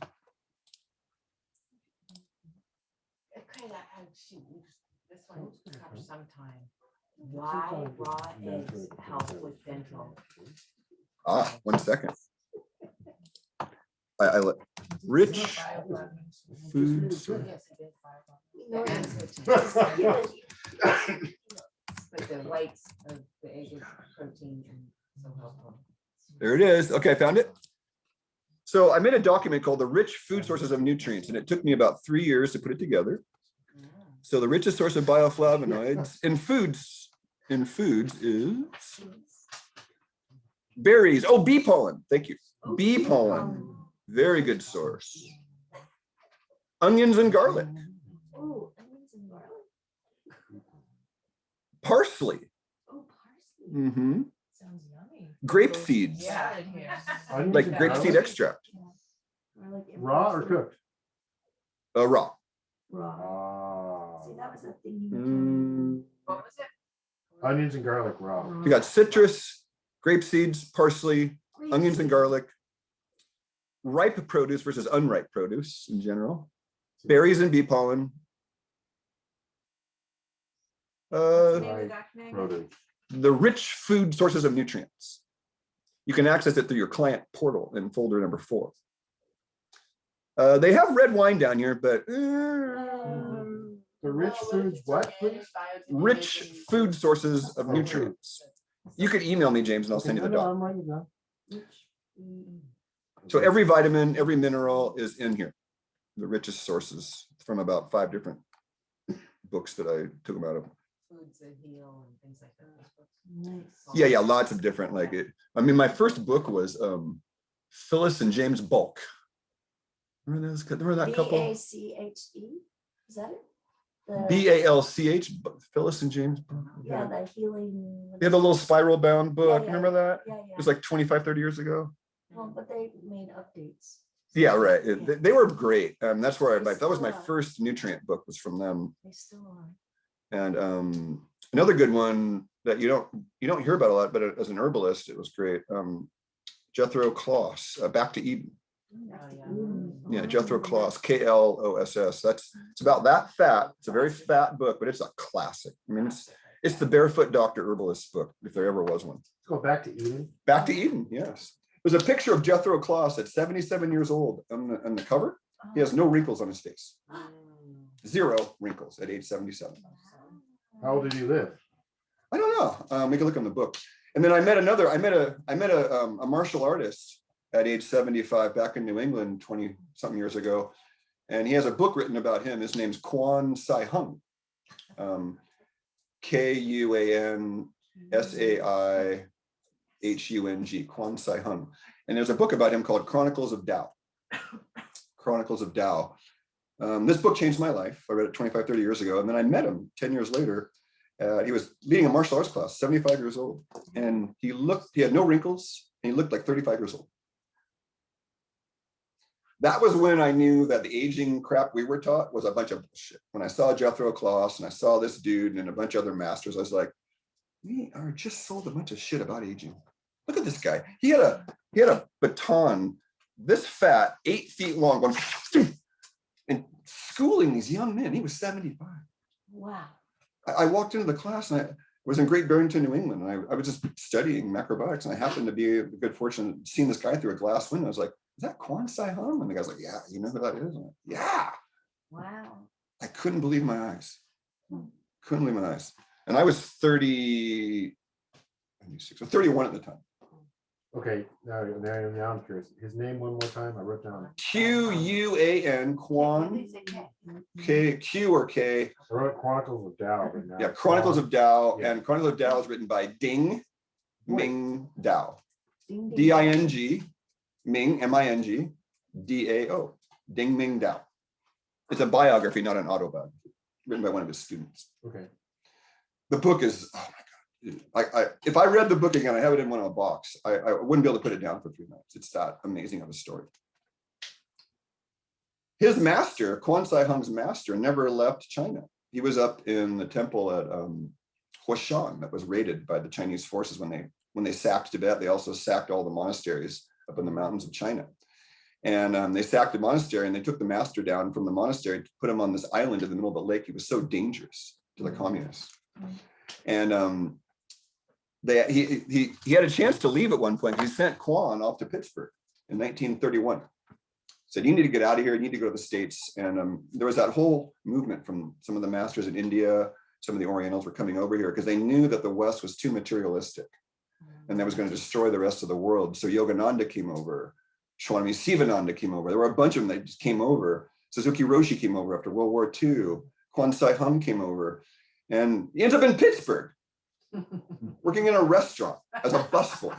This is a triple black belt, Shaolin monk. Humbled. He's writing his master going, these Americans suck. Can I go home, please? He's like, nope. So he goes home 5-10 years later, and he sees the master, camped out in the middle of this lake, this island on a lake, because he's so dangerous. They don't want him to go anywhere else, because he could manipulate people. This guy was crazy. He's like Luke Skywalker. He'd say, you're not going in here. And he'd go, I'm going in here. And they'd go, you're going in here. And he would bend people's will.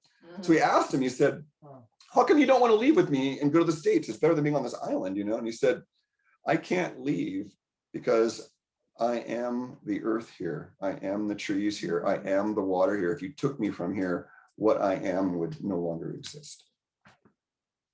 So he was deeply identified with the earth and the nature around him. So much so that his own body had become part of that matrix.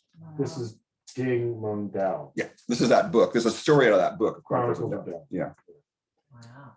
There's a story after story after story like this, and talk about inspiration. I mean, what this guy overcame was incredible.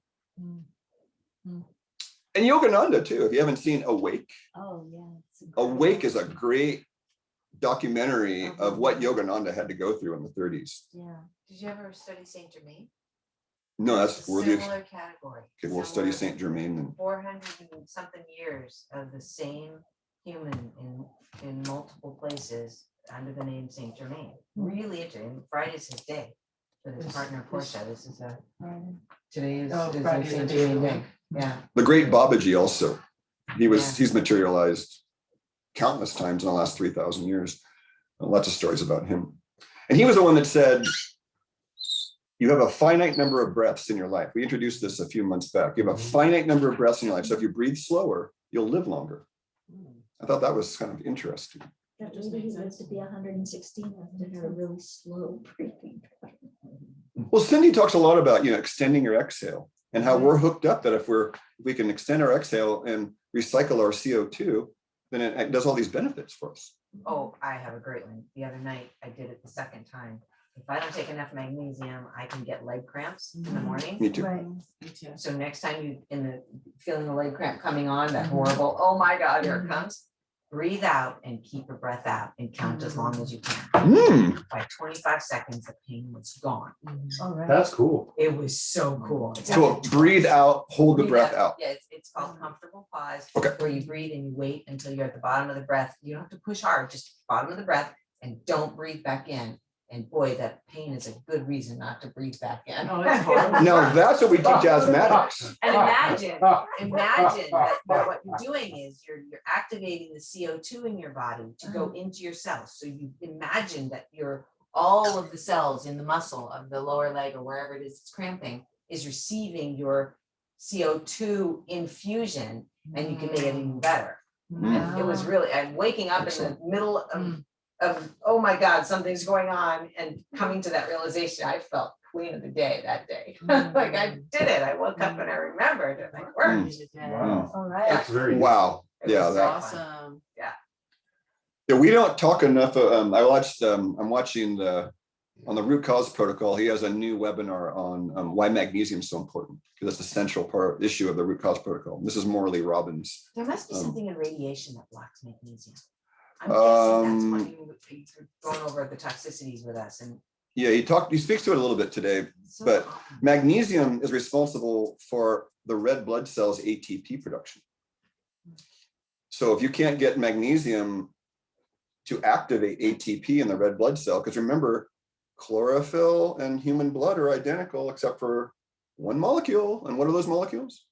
Iron and chlorophyll. So plant blood has magnesium at the center of the molecule. Human blood has iron at the center. Oh, wow. So That's chlorophyll and fascinating. iron. So there's two ways to measure magnesium in the blood. You can measure serum magnesium. You can also measure red blood cell magnesium. And that's the most correct way to measure your magnesium is your red blood cell. It's a way more expensive blood test, but it's worth it. Is there a fancy name to that? Just RBC magnesium, yeah, red blood cell magnesium. I have it on my menu of in my lab work. I have a lab work menu that anybody can sift through. And I give scripts, so I cut and paste it and give it to people and say, if you want to look more, here's the link in the Google Drive, boom. But we're trying, Jean just did it, but she's gone. She just did the lab work and I got her labs back and some of the numbers aren't so good. They look like mine actually. So I got to redo my lab work after the cleanse before I get too indulgent. Which I want to do some study of LDL and cholesterol because I am seeing what the heart disease people say. People that eat a lot of red meat, their LDL is much higher than people who don't eat red meat. It's for certain now. Because I've been on the red meat wagon and Jean's been on the red meat wagon and both of our LDLs went really high. Yeah, my LDL went. Is that a good thing? I think it is because higher cholesterol past age 40 is associated with more longevity and a higher quality of life. Low cholesterol past 40 is associated with a lower quality of life and early death. So And mental derangements. cholesterol total. Think about it, James. If you want to like knock out a population, just keep lowering their cholesterol. It's associated with violent crime. Exactly. It's associated with mental It's derangement. like 50 ways to leave your liver. Right. There, maybe 75. At least, There, right? how, I can't believe how resilient we are to some extent. I'm shocked we're still alive. After 25 years in practice, all the 75 things I've seen, like, how are we still doing as well as we are? I Power wake up in the morning. placebo. The divine, you know, there's some divine element, certainly. So many aspects of, yeah, I mean, basically, we are underestimating the value of being human constantly. And we're told, oh, you're so flawed and all this stuff, but we are not. When we wake up the next day, every We day. probably Yeah. don't really know how good we could feel. That's When true. My daughter was born with allergies and she's never felt good her whole life. She doesn't even know what it feels like. That's just her Aw. normal. So like if She was we don't- born with allergies? well, Wow, that would I suck. don't know. I mean, yeah, she pretty much would react to anything. Like, I don't know. Who knows? I don't know if it was, right when she was born, but I don't know. God. Yeah, so there's a certain, I'll just say it, there's a certain value in suffering, and there's a certain disvalue in being an entitled, easy life kind of person. The trustafarians, my friend used to say, never amount to anything. The trust fund babies, right? Trust him. Yeah, the trustafarian, he called them. You know, I know one of those guys that does a lot of good stuff. I know a few too. I know I do. one off the top of my head. I don't know. So I used to say all those rich fucks out there, and there's a lot of rich people that are doing really good things with their money. Look at the Gambles. Oh, Look totally. at the Gambles. Doing great stuff. I met a guy 10 years ago. He asked me and a friend, he said, I'm going to die. I know I'm dying within the next year, and I want a worthy cause to put the rest of my money into. And so we tried to talk him into giving it to our cause, but we weren't good enough salesmen. The other people do that. But what we also really want to do is help each other see what we're each rich in. Because we're each rich in something or another that we don't acknowledge and don't know is really, really amazing compared to most people. So there's just always value in finding the ways to bring out those conversations. We can do so much more for each other if we'll do healthy comparisons. Just talk about what you're proud of, or talk about what comes easy for you, and find out how surprising it is to other people that that's the case. It's very cool. And then there's richness with money, but there's richness in all the other ways, and arts and all the things that we can do that we're creative when we get inspired. Spiritual connections. Sharing that and making it a high priority helps us. Thanks, Monica. I'm going to finish this up now. So the reason why I went to sleep, I realized, is because the sleep is probably the number one factor for having clear decisions. And so we have to sleep. And I knew a woman that 4 hours was satisfying to her. I know another person that 10 hours was enough.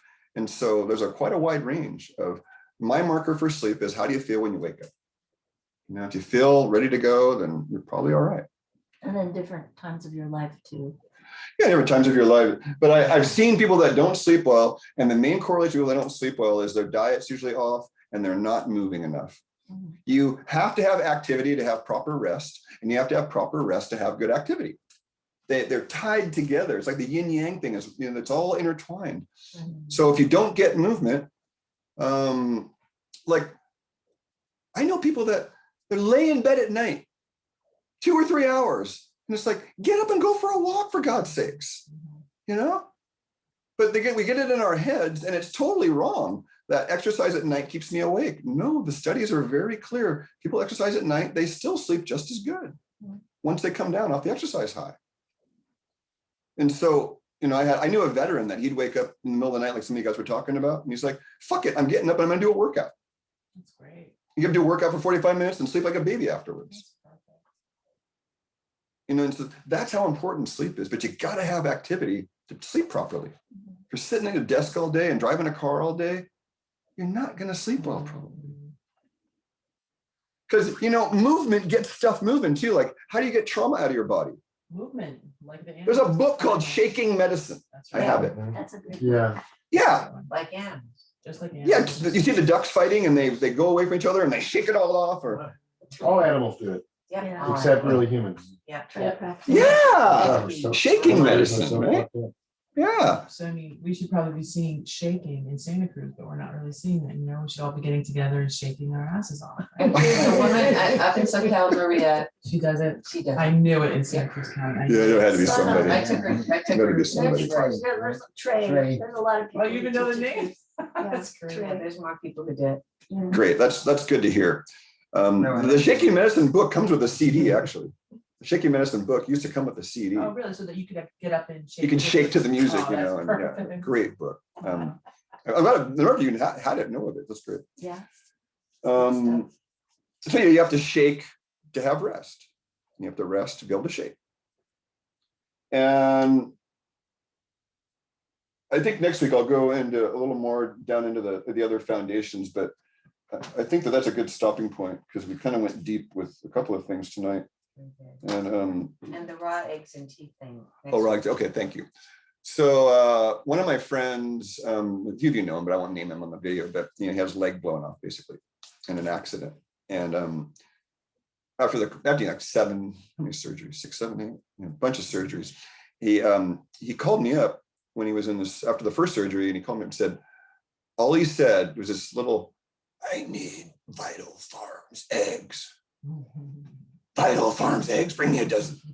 I'm like, really? So I bring him a dozen eggs, you know, and he cracks it and puts it right into his mouth. I was like, eating those raw, huh? And he's walking around now. This man is walking around after he blew his leg off. They had to reattach it with like 6, 7, 8 surgeries. So he's got a leg, He's got a leg back, right? and he somehow got the bone and the tendons attached enough. I mean, he's got a cane, but he's walking around. Wow, that's amazing. That is incredible. And it's because of the raw. And so why? Why not? Why wouldn't he do that with cooked eggs? It wouldn't have happened with cooked Protein eggs. changes. The protein's damaged with the heat cooking. Okay, it doesn't change, it's damaged. Yeah. So anybody who's a contractor, you're a contractor. If you have bad building materials, the house is going to collapse. Right. So the cooked egg is bad building materials. But you get my point. Arthritis used to be called 100 years ago cooked food disease. Wow. So I heard this from a union carpenter. Measure it once, cut it twice, beat it to fit, and paint it to match.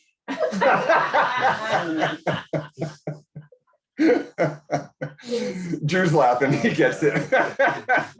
So then measure 3 times and maybe you can get away with cutting it once and getting it back. Right. That's. I have isn't blue that the tape antidote? on all my tape measures. And I only use Stanley because you don't extend 11 feet. And I take notes in pen. I've almost gotten fired from like, who left the pen marks? It's like, it's not me, dude.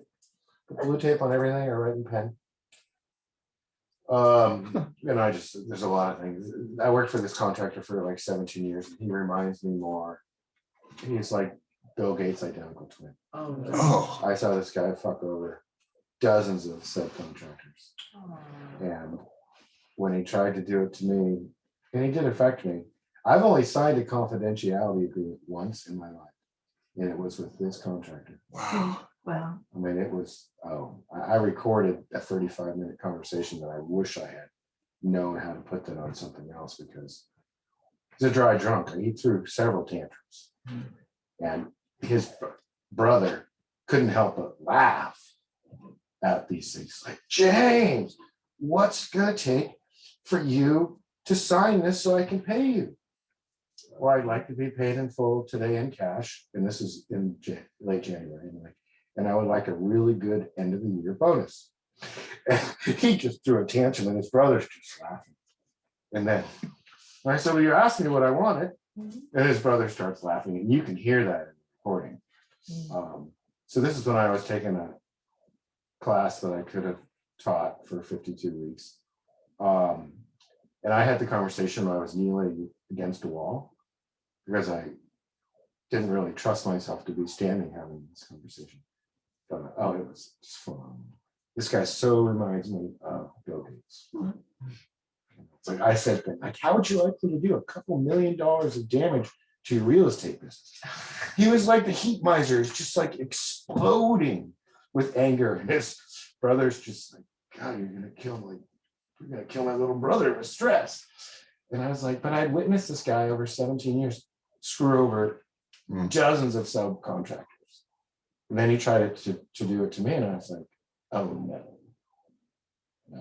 I mean, it was ridiculous. I had the police call me saying, oh, you made him feel really uncomfortable and you scared his wife. And I'm like, hey, why don't we meet in person about this? Because let's just talk. It's so full of shit. And I didn't mention this. You did good, James. You did really good. Yeah, I didn't mention this. But I can't say strongly enough about the protein, the quality. So the next best thing, if you have to cook your proteins, cook it in water. The dry heat is the fastest way to damage your protein. So water, at least the amino acid chains stay hydrated, right? So I want to just segue over to, there was some cooking thing here that I didn't go to because I learned so much about the long abstract as far as not bringing your food above 180 degrees. And that seemed in itself to be really monumental. Is there some temperature that is like that it totally morphs into something not healthy? 111.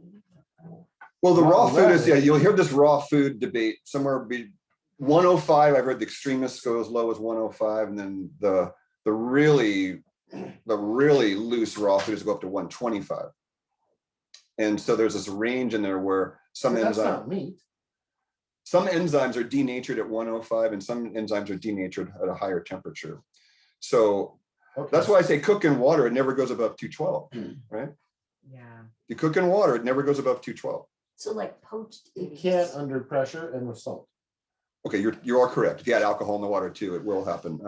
But we're not pressure cooking shit, so. What if I just put the bone broth and then put the meat in? Is that like water? Will that act like water? Okay, so here's my experience. I was a guy that would, grill my steaks, and then I got wind of this a couple years ago, and I don't want to eat my meat cooked in water.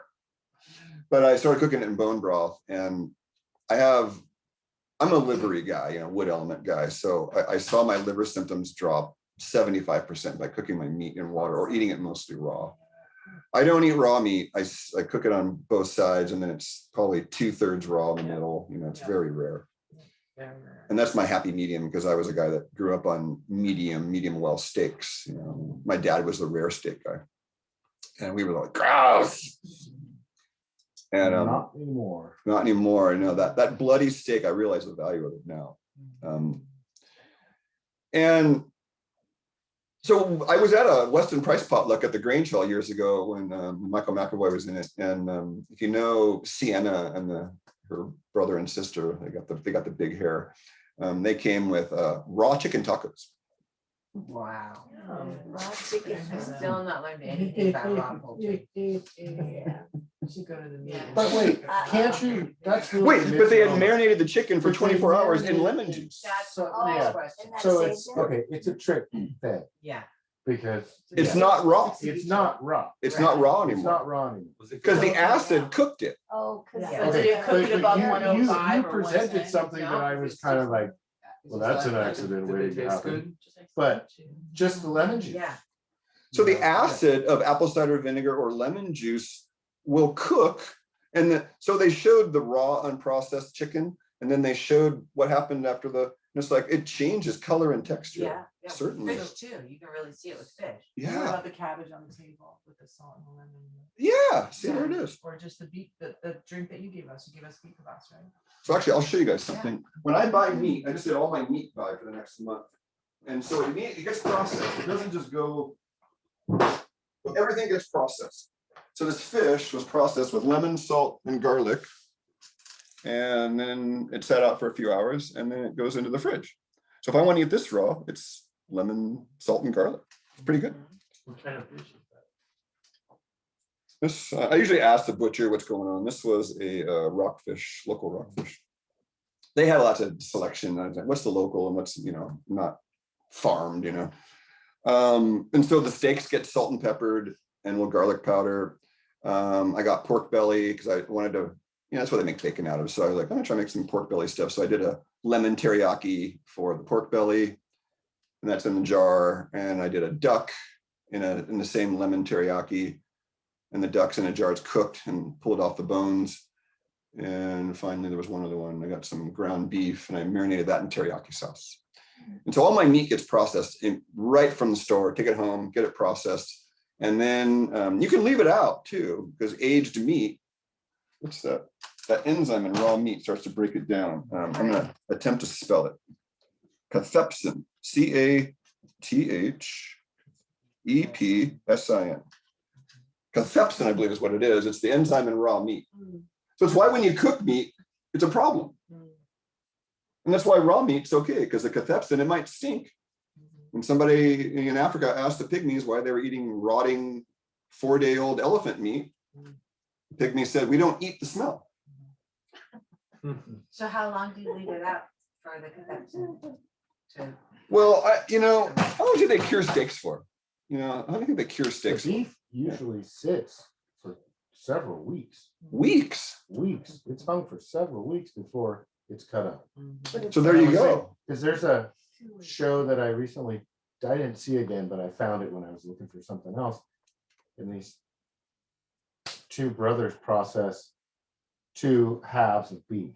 Mhm. One is grass fed and it's 35% smaller, but they process the whole things on like big ass tables, and you see everything, and you can see with the identical cuts, 35% smaller, totally looks different Uh-huh. than the chemical corn-fed beef.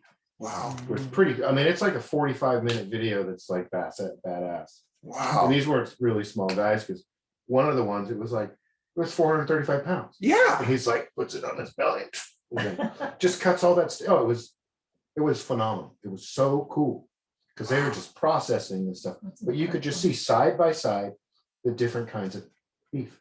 So you guys see, they let the meat, Even the sit color out. was way different. They let the meat sit out for weeks before you even get it. So it doesn't. It's in a cold. It's in. Oh, it's in cold storage. It's in cold storage It's for in- a week. Yeah, it's in cold storage. Yeah, Granted, it's not sitting there, it's not sitting out of room temperature. Thanks for that. No flies. because flies would love that. So what about when they process the pig and make salami and pepperoni? Is that in cold storage after they make I don't it? know much about that. And the eggs and the butter and Well, I'm Europe, not I looking eat at it. eggs, people eat eggs. out and Yes. butter, Yeah, the eggs and butter sits out. But People if I start doing hang it, game on their back porch. People who hang game well, on their back I'm porch. Wait, sorry, wait, Trevor's got some. for non-processed. You guys, Trevor has a- Very clean Wait. eggs. More than that, Hold on. if they get refrigerated. Trevor's they got a- can't leave them out again. Go ahead, Trevor. I just said people will hang game on their back porch. Right, yeah, Right, For a couple days, weeks. yeah, do you Yeah, know how no, long? well, yeah, when people hunt but it's venison. not refrigerated. But do you know how long? Yeah, I don't know how long they do it for. I've seen people do it with cloth over it. Yeah. Okay, so the the flies. flies. don't get it. Like muslin, Like a yeah. week, Yeah. yeah. Well, my grandfather used to hunt animals on his ranch, and Yeah. they'd be hanging there a long time, at least a Okay. week, At least a week. to cut it all off and parse it out. And Right. Mhm. And then my And the grandfather would cows be doing eat the every raw part egg of every it. day and hanging the meat, and he's Italian, and he was a butcher, and he would just do all of this and leave the butter out in the eggs, and so I just don't know what to believe, so I'm just gonna go with my intuition about how long to leave something out when you're somewhere, because everybody's so perishable, everybody's like, Right. everything's personal, but I don't believe that. That has to go to a cold refrigerator right away. Actually, I think the refrigerator does stuff too. It does. Food. It does. Yeah, it That does. is not so favorable. Yeah, Well, they made butter that didn't was refrigerated. Right. And milk would clabber, you know, back in Right. the old days, the milk would, Natural process. it didn't really, clabbered milk isn't spoiled milk. No, It's not. just Oh, I don't forgot it's that word, metamorphosizing. clabbered. What's clabbered mean? old, Oh, old milk, old raw milk. really? And it separates in a encouraging way because why does it separate in a, I want to do the answer. Why does it separate in a encouraging way after the milk starts getting old? Why does it do that? Well, it also does it if you make kefir, so. But why does it do that? All kinds of pearls today. Uh-huh. The I don't know. bacteria is working on it. The Yeah. bacteria is Yeah. eating the lactose and Right. shitting out lactic acid. Right. And the acid Ah, is separating the okay. curds in the way. Right. That's why it smells sour. Because the bugs have eaten the lactose and shit out lactic acid. Which one do you think is Oh. more medicinal? The, when you first buy the milk or after it's done that process? Well, Jean and I have had a conversation because Jean's been buying raw milk and she can only do it fermented. She can't drink the raw milk straight. Oh, okay. I can't drink it. I can drink the goat's milk. Oh, It I, depends who you are, because we're all unique, right? Raw unique, yeah. yeah, I can do raw milk, but I was a pasteurized milk kid. And then, so I got the pasteurized milk organisms living in my gut. So when I switched to raw milk 15 years ago, it took me, it was a year of hell. Right. It was a year of hell because if you remember the World War I stories of the infantry lines, this is the visualization I had of, I had this infantry line of pasteurized milk bugs down there. And so here they are, you know. We're gonna get another draw. Yeah. So then the other guys are charging in here. You got this infantry line of guys here. So the raw milk guys are coming in, but these guys are entrenched, right? So you talk about gas and cramps and be like, I was worried because I was like, God, I'm not gonna be able to beat this and I'm gonna have to stick with pasteurized milk. My brother went through it too. And then a client went through it. And I decided like, okay, here's what we're gonna do. We're gonna go 90% pasteurized, 10% raw. Oh, and we're Then you can go 80-20 and then 70-30. And this Oh. client did a 2-week transition with no problem. Mixing them together or separate at amounts? Mixing them together, yeah. Okay. So she had a 90-10 for a few days Gotcha. and then an 80-20 and then a 70-30. Just for And she did it with her infant because she was all brainwashed about pasteurized milk for the baby, you know, and I was like, it's like, honey, the pasteurized milk is actually the problem for your Yeah. kid, you know. And the kid was getting sick and colds every month, switched to raw milk, the cold stopped. Yeah. yeah. Like point made, right? Each raw milk And/or is so goat milk. different. What's the one on Wednesday? that she- her name, Claire? Clairville, that's cool. Yeah, That so I tried her, I tried putting hers in the freezer for just 10 minutes, and Sunday I went to a little music thing at John David's, and I just put it in the freezer for 10 minutes, and I had a glass of it, and I was like, I know that is the best raw milk I've ever, raw goat milk I've ever had, and I've had it for a while, but somehow I brought it a little colder, Mm. and we finished off the bottle. That was good. That was, I don't know, wasn't that extra good? I made it It colder. was extra good. It's just extra I'll have to good, do because that. of her milk, because it's so pure. Yeah. it's so amazing. Where are the animals? Where are those animals? That's what 'Cause I I'm get. all about those, where are those animals? They're inland, so you go down to Paso Robles, go Yeah. inland at like the Coalinga thing, and then she's off She's off there. towards kind of inland. She's south of Hollister in the mountains, Okay. but not Hollister. Central. Long ways. So do you know why 2 hours. sodium chloride can preserve raw milk? Sodium chloride, Yeah. salt. So it's just 1 drop per cup. Because I've been getting it from Gigi and Paul through their connection, and they sold me the MSM in the 2 containers. And MMS, thank you. And to put just 1 drop of the sodium chloride part per cup, and the milk, raw milk will last 2-3 months. Wow. With a And little it's- bit of salt? It's sodium, it's not sodium. Oh, it's sodium hypochlorite. Hypochlorite. No. Sodium hypochlorite. So that. preserves-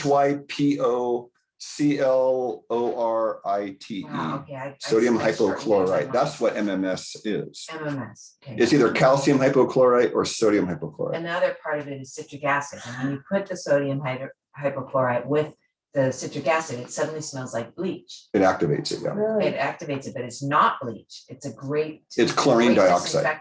Disinfectant like. It's bleach, but ClO2. Fine. ClO2 is chlorine dioxide, is what gets liberated.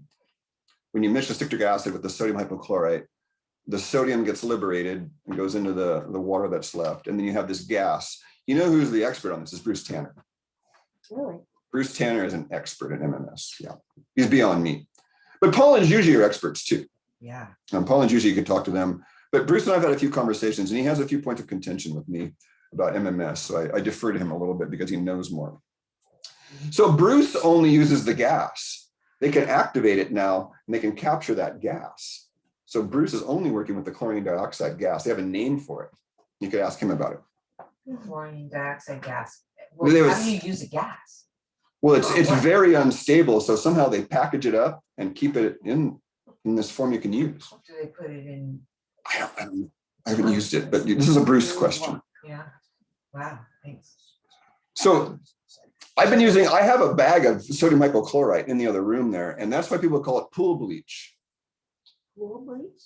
Even Trump was talking about MMS to some degree, and remember the pool bleach thing with Trump? I do, I remember that. That was Hey, MMS. Trump is pushing the vaccines even from his wherever he is. Interesting. Oh yeah. So He's funny. I he's a think he's Jesuit. anti-vax though. I think he's anti-vax. Isn't that interesting? Everybody has a different take on what they think Trump is. He's a Jesuit. Totally No, anti- there's the article I know that came out on the 22nd. Yeah, yeah. Wow. It's Pro-vax, right? He's a Jesuit. absolutely, I don't remember. He's a Yeah, Jesuit. He is, he's a lot of things. Extra special. So him and Biden are both Jesuits. That's how you kind of know Oh, we're God. being gaslighted. And you got both guys running for president, both Jesuits. This should tell you don't have a choice. You don't have a choice. You don't It's have a not the choice. lesser of two evils because They're both still evil. win. The policies are fascinating. But the word that he used was just, he's a super salesman. Yes. Oh, for He's sure. a super Super salesman. salesman. Yeah, super salesman. Whoa. So Monica's right on track with this, though. You could put this MMS. I guess it's But you don't do the whole MMS. you just do the Only one part, hypochlorite. The sodium hypochlorite. And So that- one drop. 1 drop per cup. Wow, that's And I astounding. did it. Is Because that natural enough? Is it- Oh, Here. well, they convinced me it was, and they Okay. know, so Alright. Craig's saying he's got it as well. It's fascinating that would work, but do you know what it does? Why it works? Well, sodium, is well known used on beef jerky to preserve beef. Yeah. Like you can hang beef outside. You put enough salt on it, right? Right. But this isn't salt, this is sodium hypochlorite. What's the difference? But there's still Could we sodium. Could we put salt in raw milk and make it last? Sure. Sure. But it would taste salty. It tastes and it would weird. be nice. And it would take more than one drop, certainly more than one drop. Per cup. Per cup. Yeah, per cup. And I heard you could put like a silver dollar in milk. That's what they used to do. Oh, really? Preserve it. I love So hearing now all I know this. that they did. Oh, that. I'll tell you a raw milk Was that- I recipe. wouldn't so big- Silver was thrown in a big barrel with water when they Interesting. were going on big trips and such, so it wouldn't go green. I know that, and that's Mm. why silverware is silver. Right. So, Or but, turn screens. Oh, yeah. but you should never use your silverware with raw eggs. Back to what is it about raw eggs that makes our teeth and gums healthier? Right. I got to mention the raw milk recipe. This is, you get a quart of raw milk, add a couple of drops of cardamom essential oil and 4 or 5 drops of stevia. And you have this delicious cardamom milk. I hated the golden milk, fucking turmeric and milk. Blah. It's like mustard and milk. Yeah. Fuck that. Cardamom and plant-based milk. Turmeric just doesn't appeal to you. It It's tastes really horrible. interesting. Yeah, Plus it's- turmeric in large doses is prohistamine. Oh, And I'm an that's why it allergy doesn't guy. appeal to you. I'm an allergy. I was one. That's never why drawn I'm to so turmeric. turned off. Never drawn to turmeric. So you And like I believe it aggravates allergies. Yeah, I believe turmeric in large amounts aggravates allergies. yeah. So it's not the herb that it's made out to be. It's way overrated. It's a great herb, but it's overrated. Got way too much press. Yeah. My plant, greater celandine, way better plant. We can't grow turmeric here. We can go with greater celandine up the yin yang here. They both have a yellow pigment. So I'm going to take greater celandine You personally. know, Craig, what makes turmeric 20 times more bioabsorbable? Any pungent spice. Black pepper or anything. Okay. Right? Black pepper is a nightshade, Oh, and that has its own set of problems. no, so just a pungent spice. I was taught this by Michael Tira in 1995. Turmeric does well with any spice. Standard process uses fenugreek to Oh, really? activate their, Nice. yeah, they use fenugreek to activate theirs. Alright. So whatever claims are made about this black pepper are horse shit. Really? They're all in vitro. There you go. They're all in vitro. It's nothing to do with in vivo. Nothing to do with that. So the celandine. You could use ginger with turmeric. You could use fenugreek with turmeric. You could use peppermint with turmeric. Anything pungent will work. How about with celandine? Is that better activated with a pungent herb? Well, celandine could activate turmeric because celandine has a pungency about it. But all of So those celandine ingredients doesn't are turning you off. What? The point was like, You who know, wants mustard milk? Yuck. This is what turmeric tastes like, mustard. Not when there's honey in there. Oh, you got that. Oh, he's got the honey in his. And cinnamon, you know, and butter. Okay, It's pretty fucking good. the truth comes out. Well, that's the way it's sold. It's sweetened. Oh, it's sold sweetened. Oh, totally. Oh, I never sweeten mine. I put turmeric in there and then That's just why drink I it. didn't like it. Yeah, it was That's probably gross. what- Yeah. The people are You drinking. know, I gotta bring in some honey. I have jars of honey. I got 3 gallons. That have ashwagandha, ashwataba, cayenne pepper, black Oh, pepper, bring it over. turmeric, So you mixed all that in there? mix it all in, and then, Oh. oh my goodness, it's awakening. It's freaking great. Even on its own, but I mean, I add it to whatever when I remember, but I mean, I don't know, 25 pounds of it made. All right. Wow. Yeah. There's a honey vendor that they still may have a few left. They have Yosemite wildflower honey in gallons for 80 something bucks. Where? Where's that? Just email me and I'll connect you with this. Their name Thank is you. Syed Malik. This guy's friend also has a land out in Yosemite. And I know about this through the Weston Price Network in the South Bay. And they have little health food stores up there. And when I tasted that honey, I said, I have never tasted anything like this. Because it- No, that's It just was really good. just I'll the contact you best tomorrow about that. Yeah, because they might be running out soon. I got two gallons, one for me and one for Never drink Bernie. that. Loved it so much. Bernie got her own gallon. You'll never eat any other. Helen, honey after that. She was using mine and putting it in her drinks. You know, I was like, you can't use my honey anymore. You got to get your own. You know. Where's the money? She just gave me $100 yesterday, like before she left the other day. So you can buy a gallon, and then another thing you can do is you can put all those herbs in ghee. You can do like licorice and cinnamon and cardamom ghee, and then that's another good one. Okay, people, ending talk.